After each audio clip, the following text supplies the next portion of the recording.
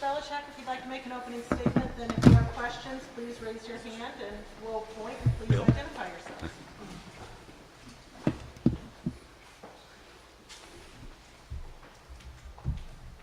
Got some great phones here. Well, first of all, thanks for coming out.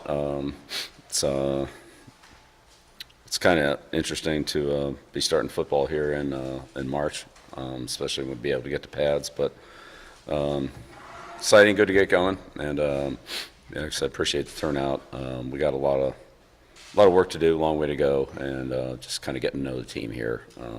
We did a lot of off-season conditioning, and the teams responded well to that. So we've been able to work through practices, through our first practice, pretty cleanly. But we'll see how that goes here as we start stacking them together. But as far as evaluations and things like that, we got a long way to go, and we'll take a look at everybody and see how things shape up, and just take it as it comes day by day. No big expectations here other than to go out and get better every day, improve on the things that we didn't do as well yesterday, add in some new things today, and just keep stacking those days together over a consistent period of time, basically all spring, and we'll see where we are at that point.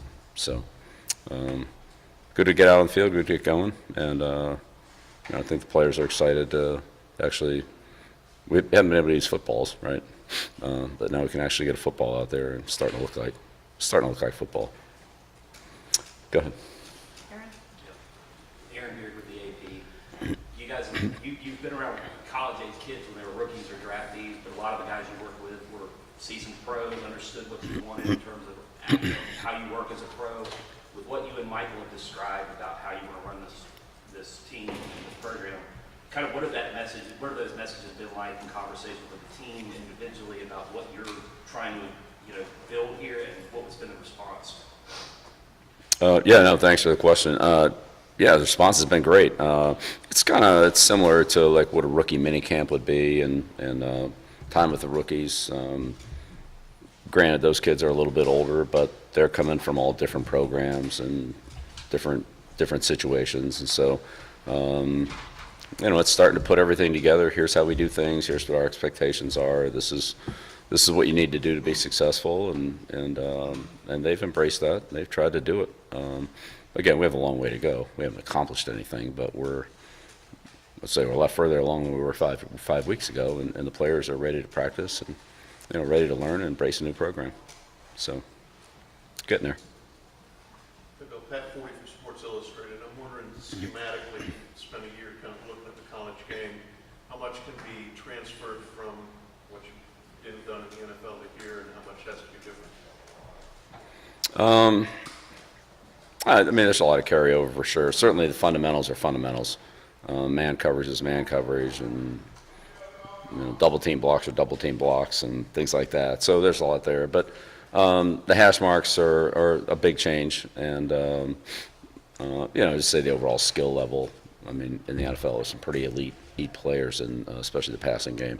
So we'll see what that looks like, both offensively and defending it. But fundamentally, it's pretty close. There'll definitely be some changes, but you know what? We'll see what those are once I get a bit better feel for what our personnel is, what they can do. We want to play to the strengths of our players, and that's what we'll do. So it probably takes a little while to figure that out, but nevertheless, we'll run a pro system on both sides of the ball and in the kicking game. So that's what the foundation of it is, and all the training films that we've shown them on how to do things, how to do certain techniques, how to run certain things are really from NFL players, the guys who are great at it, the guys who did it better than anybody. So I think that's still a great way to teach, because our players are seeing some of the best guys that have ever played do what they do. So it's a good teaching basis. Andrew Jones, Star Illustrated. The quarterback, you've got 3 scholarships here this spring.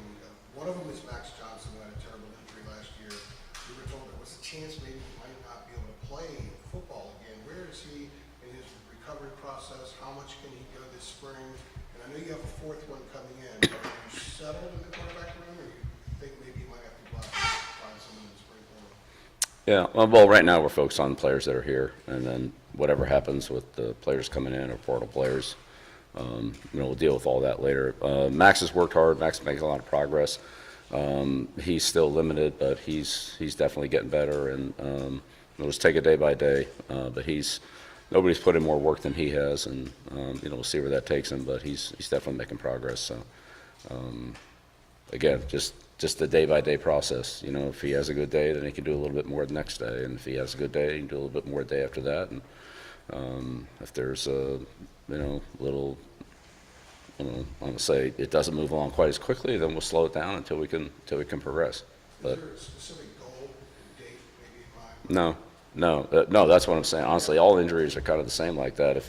If a player can progress, we'll progress him. If he, kind of hits a little bit of a stalemate, then we'll,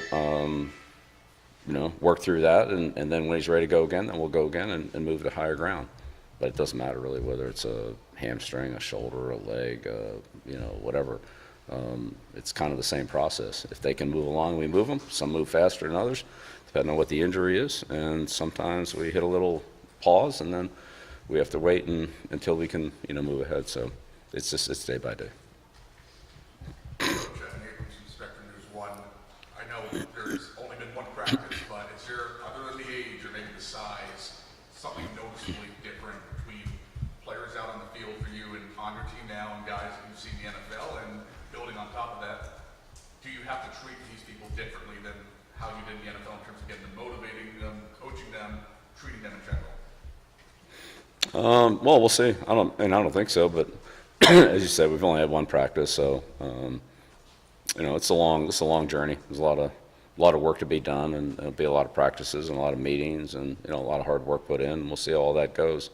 But players have responded well. They seem generally excited and enthused to be playing football, which anybody would be after you put in a lot of several weeks of training. It's time to get out there and finally play. But yeah, well, we'll see how that goes. I say the biggest difference is just the opportunity to put on pads in the spring. As I said, when I was in Washington last year, the amount of progress and improvement that those players made in the spring was, I thought, remarkable. We just couldn't do that in the National Football League because we never got the pads, especially for the big guys. Route running and things like that, the skill players can do skill stuff, but for the offensive, defensive linemen, pass rushers, pass protectors, some of the contact positions, which is very limited in the NFL in the spring. I mean, it's almost there isn't any. You can work on those things. You can work on the running game. It's really hard to work on the running game in the National Football League when you're in shorts. So I think those players that we had last year, that I worked with last year at Washington, made a lot of progress, and hopefully we can do the same thing here. You talked about using this time to David with ESPN. You talked about using the time that you've had so far to try to get to know the team and players. How good of a feel do you think you have for personnel that you have right now? And do you expect by the end of spring, maybe a bunch of people say, hey, this wasn't maybe for me, and you want to go out and get some more people coming in? How do you kind of anticipate roster management? Yeah, I really don't have any expectations. We'll see. I don't know. We'll go out there and do what we do and see what happens, see how it goes. So I think what you're saying could or could not happen. I really, that'll be up to each individual and just, how things go. But I know we have a good plan. I know we can, do the right things to help the players improve, help the team improve, to put a good product on the field. Everybody that can help us and buys into it and wants to be part of it will be part of it that's here. And if they don't, then that's their decision. Bill, our chance for you to see at your radio, you're new to us, you're not new to the world, but you're new to us. Can you explain how you get the staff ready for practice in terms of meetings, and then what do you actually do during the practice?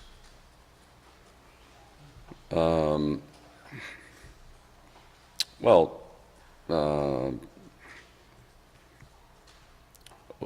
spring practice is a little bit different than practice in the fall, but let's talk about spring practice. We have a general outline of what we want to try to do over the spring, so that the offense and the defense can work together, so that the things that the offense is working on, the defense is ready for, and vice versa. and that we can evaluate. Most important thing for us right now is just to evaluate the players.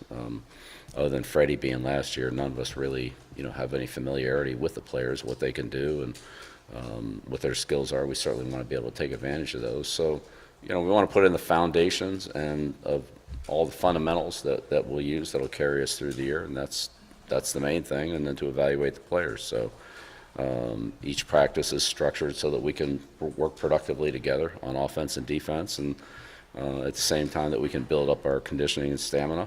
And then we have to see how it goes. Sometimes you move a little faster than you think. Sometimes maybe you move a little slower than you think, and you have to adjust your pace on that based on once you put a building block down and can build on it, then you do. If that block's not solid and you're really not, you can't build on it, then you have to go back and kind of, reinforce it.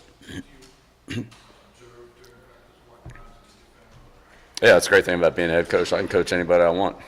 So, I can coach the line. I can yell at the tight ends. I can yell at the DBs. I can yell at the kickers. I can go to any group I want and coach them. And honestly, that's the fun part. It's, you see something that you want to address and talk to a player about, you can go in there and talk to them. And so I've been very fortunate. I've had the opportunity to coach every position on the field, on offense, defense, and special teams. And so if I can help a player, I'm here to help them. That's my job. So I want to help them get better. Right here, then Adam Zimmer. Chris Lee from WRAL. So you guys have campaigned that this will be like the 33rd NFL team, which should be very pro-oriented. What former UNC players who are currently pros or have been pros, or if you don't want to name them, what level of involvement do you plan on having with those players who also played here, wore these jerseys, but to come and have relationships with these guys to kind of help along the process of showing, how to become a pro? Yeah, well, we welcome that. Yeah, thank you. No, that's a great question, a great point. We welcome that.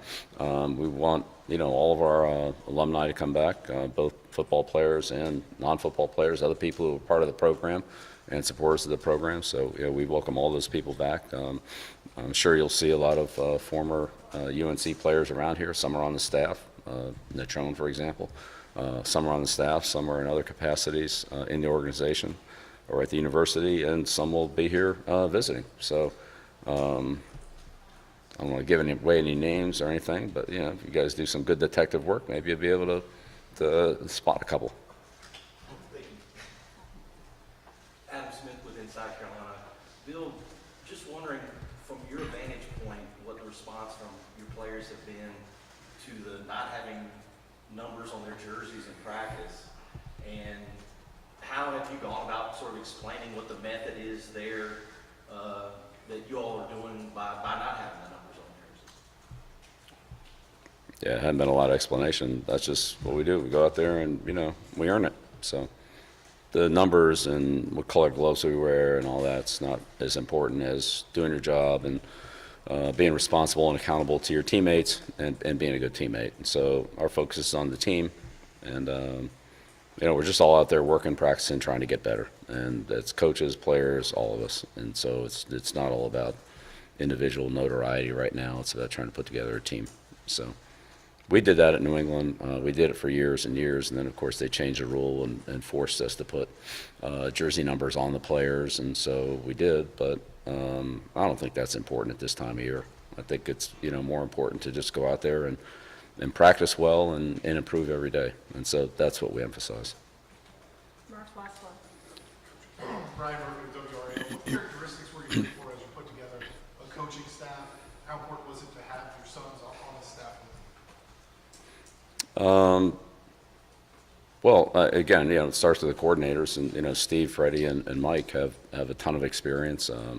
They've performed well in multiple situations. Certainly, Steve's coached our defense for a long time, and whatever his years as a coach were, he was involved way before that. So Mike's done a tremendous job on special teams and has a great background. His father is one of the great special teams coaches in the National Football League, Chuck Briefer. So that goes in the family.